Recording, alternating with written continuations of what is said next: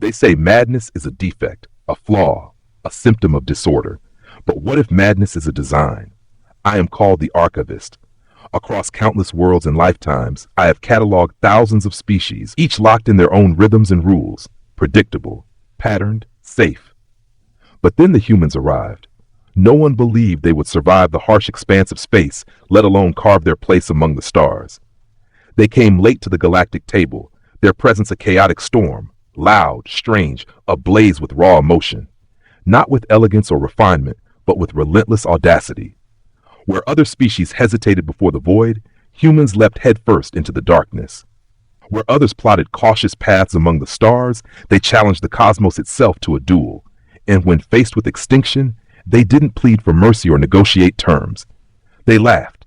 They fought like creatures born screaming into the abyss, wild, relentless, unyielding. And against every expectation, they won. Helena Cade was one such human. Not a soldier nor a politician, but a scientist, a mind unafraid to dive into mysteries others shunned. She was drawn to the Lattice.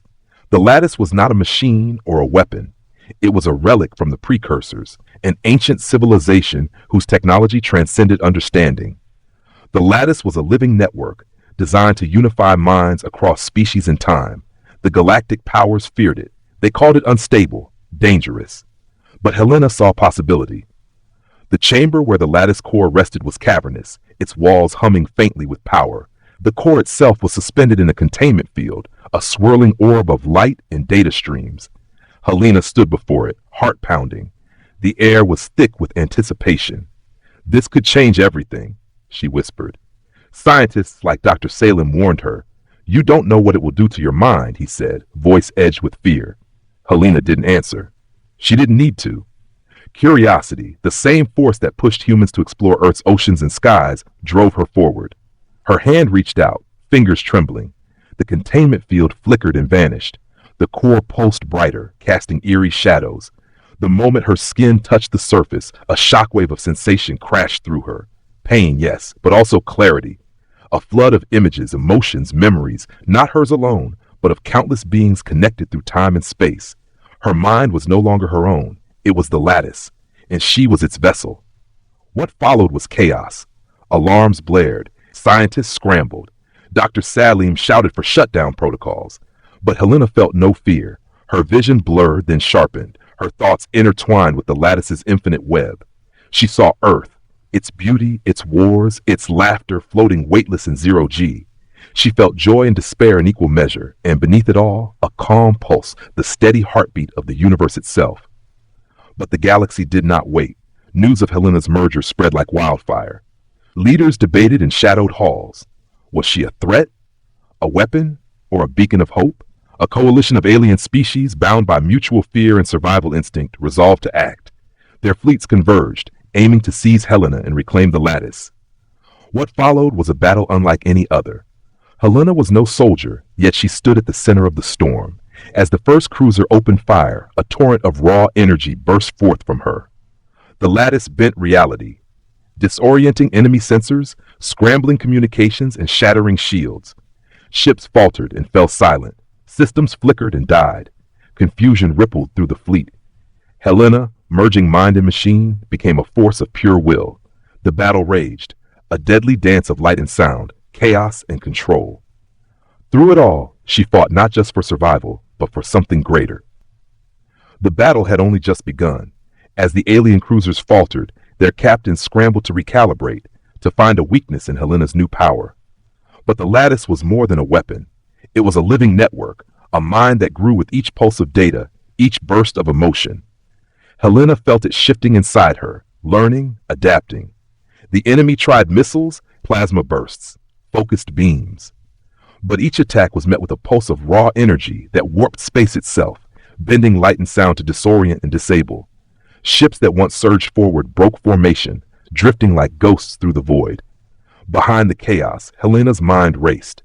Fragments of precursor knowledge surfaced, equations describing realities layered atop realities, quantum threads binding time to space. She glimpsed ancient warnings embedded deep within the Lattice, threats lurking beyond the known galaxy, shadows waiting to devour light itself. Her role was no longer just survival. It was becoming a guardian. Back on the alien command ships, fear and frustration simmered. "Contain her," barked the fleet admiral, voice trembling with a mix of rage and awe. "She is not just human," whispered a xenologist. "She is a conduit, the Lattice's voice." For centuries, civilizations had sought to control or destroy the Lattice. None had succeeded. Humans, it seemed, were different. Their madness, the wild, unpredictable fire that others called insanity, was a key. Helena's mind was a storm of chaos and clarity, creativity and destruction. The galaxy watched with bated breath as this human wielded power older than the stars themselves. But Helena was not immune to the strain. Merging with the Lattice was a double-edged sword. Her thoughts blurred between self and network. Memories she had never lived whispered in her mind, echoes of lost civilizations, moments frozen in time. She wrestled with the alien voices inside her, fighting to keep hold of her humanity. Each connection to the Lattice brought new insights, but also new dangers. Madness threatened to consume her, to unravel the fragile thread that tethered her to reality. In the stillness of moments between battles, Helena found solace in memories of Earth. She remembered the ocean's endless horizon, the laughter of children, the warmth of sun on her skin. These glimpses grounded her, reminding her why she fought. She was not a weapon. She was a bridge. Between wild chaos and order, between the known and the unknown. As days turned to weeks, Helena journeyed deeper into the Precursor network. She passed through data streams that shimmered like galaxies, vast corridors of knowledge stretching beyond comprehension. She encountered echoes of civilizations erased by time, messages left as warnings or prayers. The Lattice revealed secrets of creation and destruction, cycles of rise and fall spanning eons. It showed her glimpses of threats lurking beyond, entities so alien their names could not be spoken. Her mission crystallized. She would use this gift, this madness, not to conquer, but to protect, to unite the fractured galaxy against the coming darkness. The alien coalition regrouped, their fleets battered but not broken. They planned a final assault, a desperate gambit to sever Helena's connection to the Lattice, to reclaim control. But Helena, now fused with the network's infinite knowledge and wild creativity, was ready. She stood at the edge of the void, a solitary figure against the dark. Her eyes glowed with unearthly light. She was madness made manifest, and the galaxy would never be the same. The final assault came like a storm. 12 fleets, 8 species, hundreds of warships bristling with enough firepower to sterilize planets. They approached the Lattice nexus from every angle, coordinated across space-time, their weapons locked on the anomaly that had once been Helena Cade. Inside the heart of the Lattice, Helena waited, not with fear, but understanding. She could feel every captain's heartbeat, every flicker of hesitation across their neural implants. The Lattice fed her thoughts, flowing like rivers of meaning from alien minds. They weren't here to kill her. They were here because they didn't understand her, because fear was easier than faith. The first volley lit up the void. Helena raised her hand, and the world changed. The energy tore through space toward her. Missiles, beams, arcs of magnetic death. But before they could strike, the Lattice intervened. Geometry itself bent, space twisted, time hiccuped. The attacks passed around her like wind against a mountain. Helena did not flinch. Instead, she spoke. Not with words, but with thought. Broadcast across the lattice of minds now trembling at her feet. "This is not war. This is fear masquerading as survival. I don't want to destroy you." Her voice entered the minds of every commander, every pilot, every observer. "But I will not let you kill me." With a whisper of thought, she responded. A wave of energy unfurled from her like a rising sun, invisible to eyes but impossible to ignore. Ships halted mid-attack. Crews screamed as alien emotions, human emotions, poured into them. Love, loss, rage, joy. Memories not their own, from a planet they had never touched, overwhelmed them. They saw a child chase a soap bubble across a bombed-out city street. They heard music playing as a ship broke atmosphere. They felt Earth, and it broke them. Across the bridge of the Jari flagship, Admiral Norvek clutched the edge of his command throne. He had fought 50 battles. He had watched a son die to secure his empire's survival. But this was something else. Tears streamed down his chitinous face, utterly alien to the concept of crying. "She's inside us," his first officer whispered, shaking. She's not just fighting, she's sharing. Norvek looked at the stars outside. Madness, he muttered. They called it madness. But what kind of madness heals instead of burns? What kind of insanity shows you your enemy's soul? Helena floated in silence as the fleets withdrew. Not all turned back. Some still fired, desperate, cornered animals lashing out. And for them there was no mercy, not from cruelty, but because there was no time. Each moment Helena spent fighting was a moment lost preparing for what the Lattice had shown her. The other threat, the real one, something ancient, silent, hungry, something even the Precursors had feared. The Lattice had not been created to dominate galaxies. It had been built to withstand something. And now, Helena was the only one who could use it. She traveled through Lattice space, now fluent in its tongue, passing through cryptic systems, black holes nested within data loops, whole simulations of extinct realities. There were remnants of other failed interfaces, non-human minds that had tried to link with the Lattice and gone mad. One still lingered, flickering like a ghost. A long-dead Virexian philosopher warrior, its mind stretched across centuries of decay. Helena met it in a place that felt like an endless library. "You carry the burden now," it said, its voice like rust and silk. "You see the truth." "I do," Helena answered. "You will break," the ghost warned. "I already have," she replied, "and I'm still here." The ghost nodded and faded. Meanwhile, the galaxy reeled. The humans had sent one woman, and she had upended everything, not by burning planets, but by changing them. The Lattice now stirred across space. Species previously unlinked began to dream in strange colors. Machines murmured in unfamiliar languages. Reality felt malleable. And yet amidst all this, the warning pulsed louder. They are coming, from beyond the dark, from a place outside of light and thought. Even Helena did not yet understand them, only that they were vast and close. She returned to human space briefly, to Earth, to say goodbye. A broadcast received simultaneously by every soul on the planet. No pomp, no ceremony, just her voice. "I'm not coming home, not yet. I need to hold back the dark. But I want you to know this. Our madness is not a curse. It is what makes us possible. Keep dreaming, keep fighting, keep being loud and reckless and beautiful. Because in the silence beyond the stars, I will need every bit of that fire."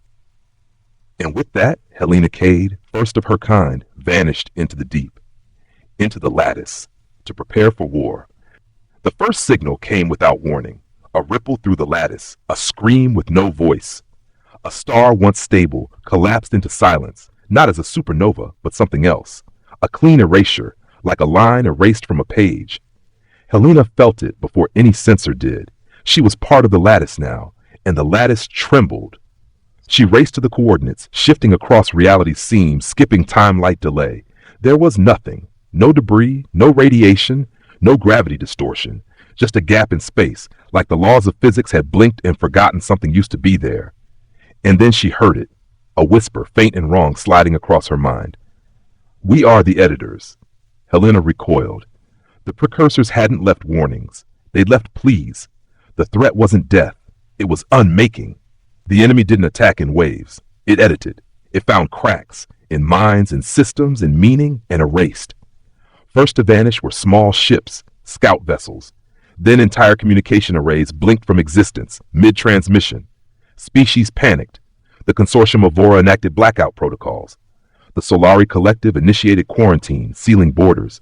But humans did not retreat. Instead, they expanded. They built lattice beacons, human-made interfaces seeded across colonies, linking into the growing network Helena now fed with her very soul. Madness spread. But it was not chaos. It was connectivity. In a council of war deep within the Andral crucible, dozens of species gathered to decide the future. Their voices were sharp with fear. The Lattice is too dangerous. The humans will lead us to extinction. She is not stable. Helena appeared in the chamber as a projection of light and memory. She didn't speak immediately. She let them argue. And when the shouting paused, she whispered, "Then let extinction come, but it will not come quietly." Her presence radiated power, not rage, but absolute certainty. You can run, you can hide, but you cannot survive alone. You need each other. She pointed to a recording, an entire moon blinking out of existence. That was not a weapon. That was a message. They aren't coming to fight. They're coming to rewrite. A long silence followed. Finally, an old Piran delegate whose people lived in acid oceans leaned forward. "What do you propose?" Helena's voice was steel. "We stop thinking like old empires. We go mad together." The lattice reshaped itself into a new form. Under Helena's guidance and human audacity, it no longer merely linked minds. It amplified them. Coalition thinkers uploaded neural fragments. Artists added colors no species had words for. Engineers poured in schematics that defied known mathematics. And through it all, Helena danced at the center, a living conduit of instinct and logic. She didn't control the lattice. She inspired it. The first true battle came in the Thanos Reach. The editors, that's what Helena had begun calling them, arrived not with ships, but voids. Silhouettes of nothingness, casting no shadow, emitting no light. One touched a space station. The station vanished, not exploded, not destroyed, just forgotten. Even the logs of its existence began to fade from memory. Helena acted. She surged through the lattice, linked to every human ship in the sector. "Do not fight them with force," she said. "Fight them with meaning." She uploaded data bursts, laughter, protest songs, irrational arguments, tragic poetry, football chants. Each human crew became a note of illogic, a spike of raw emotional noise. And it worked. The voids hesitated, as if the unfiltered torrent of insanity confused them. Helena smiled. "We're not errors," she whispered. "We're the bug in your system." But the cost was high. 15 ships lost, dozens of minds fragmented. The lattice groaned under the weight, and Helena began to fray. Her mind, stretched between too many inputs, too many species, too many dreams, began to crack. She saw versions of herself in fractured timelines. In one, she was a tyrant. In another, a martyr. In a third, she was just a girl who never touched the core. But she kept going, because the darkness was still coming, and she was not done yet. They say there is no edge to the universe. They are wrong. Helena Cade stood at the boundary, not of space, but of definition. Behind her stretched everything known, felt, remembered. Before her, the unmade. The lattice hummed within her, around her, through her. But even it hesitated here. This place had no coordinates, no reference. It was an absence pretending to be a frontier, and waiting within it were the editors. She stepped forward, reality bent, cracked like glass under her feet. Thoughts bled into geometry, meaning unraveled. She saw equations that subtracted existence. She heard silence that screamed with potential. The editors were not beings. They were a function, a system reboot for a cosmos that had grown too alive. And Helena? She was the bug in their code. They appeared as shards of forgotten things, flickers of memories no longer attached to minds, a child's laugh with no throat, a soldier's scream from a war that never happened. And then came the voice. Not sound, not language, but deletion. "You are an anomaly," Helena replied with a thought sharp as fire. "I am a story." The void trembled. "You disrupt balance. I create it. You carry madness." She smiled. "It's contagious." And then the battle began, not of weapons, but of relevance. The editors tried to erase her, to strip her of context, to sever her from the lattice. Each attack was a data void, a forgetting field, and each time she responded with human madness. She threw a joke that made no sense. She recited a lullaby about death and chocolate. She imagined a world where ducks ruled the stars, and believed in it hard enough to force the void to blink. And in those absurdities, the lattice shined, because where the editors erased, Helena created. With every burst of nonsense, she pushed them back. But it was not enough. She was still only one mind. Even amplified, even enhanced, the cost of holding back a universal reset was too high. Her consciousness began to fragment. She felt her body on Earth years ago in a lab that no longer existed. She felt herself dying at 16 in a car crash that never happened. She was every version of herself, and all of them were breaking. In the heart of the galaxy, the lattice flickered. Civilizations began to feel the tremor. Earth's moon pulsed with erratic signals. The Varathi seas boiled with emotion data. Children across species drew the same impossible shape. And then came a voice. Not Helena's, but something deeper. Something she cannot hold alone. And humanity answered. They didn't ask permission. They uploaded themselves. Not physically, but fragments. Artists painted code into the lattice. Musicians sang encryption. Hackers poured chaos into logic gates. Every dream, every broken memory, every contradiction, billions of humans became nodes of the impossible, and the lattice ignited. Helena, at the edge of reality, felt it, like a tidal wave of meaning crashing into the void. She opened her mind wide, and for the first time in existence, the editors screamed. They could not process what they had never encountered, insanity by choice. And in that moment, Helena rewrote the rules. She crafted a barrier not of logic, but of absurdity, a firewall of paradox, a bulwark of dreams that could not, should not exist. The editors recoiled, unable to compute. The unmaking paused, and the universe breathed again. Helena drifted in the aftermath, alive, but changed.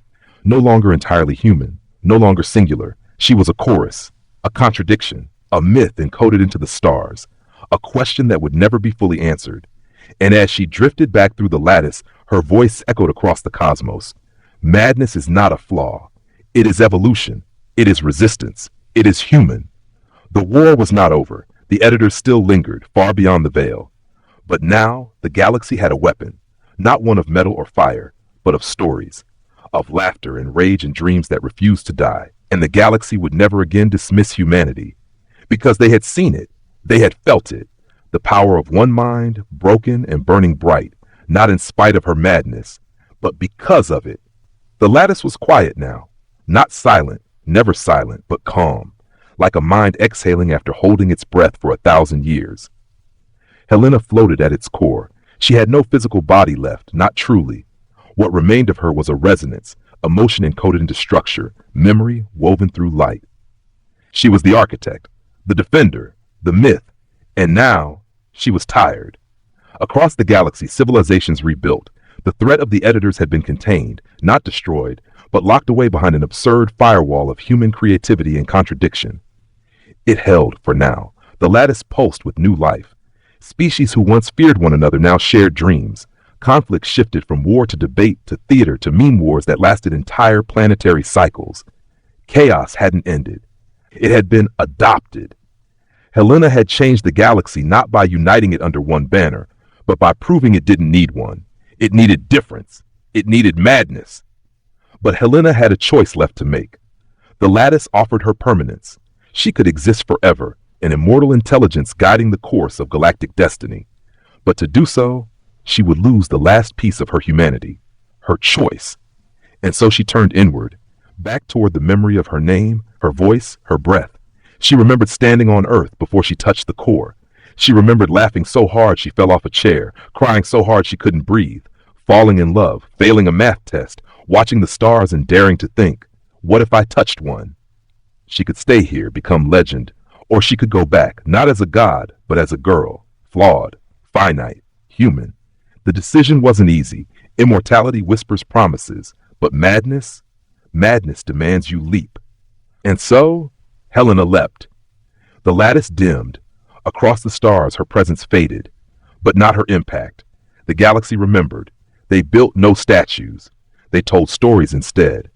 Some said she still whispered through the lattice, a voice of insight when all logic failed. Others believed she returned to Earth, living quietly, anonymously, watching her legacy bloom without ever claiming it. And some, especially among the younger species, simply called her the first dreamer. Years passed, generations rose, but one truth held firm. Humanity was no longer seen as mad. They were seen as essential. The spark in the dark, the question without an answer.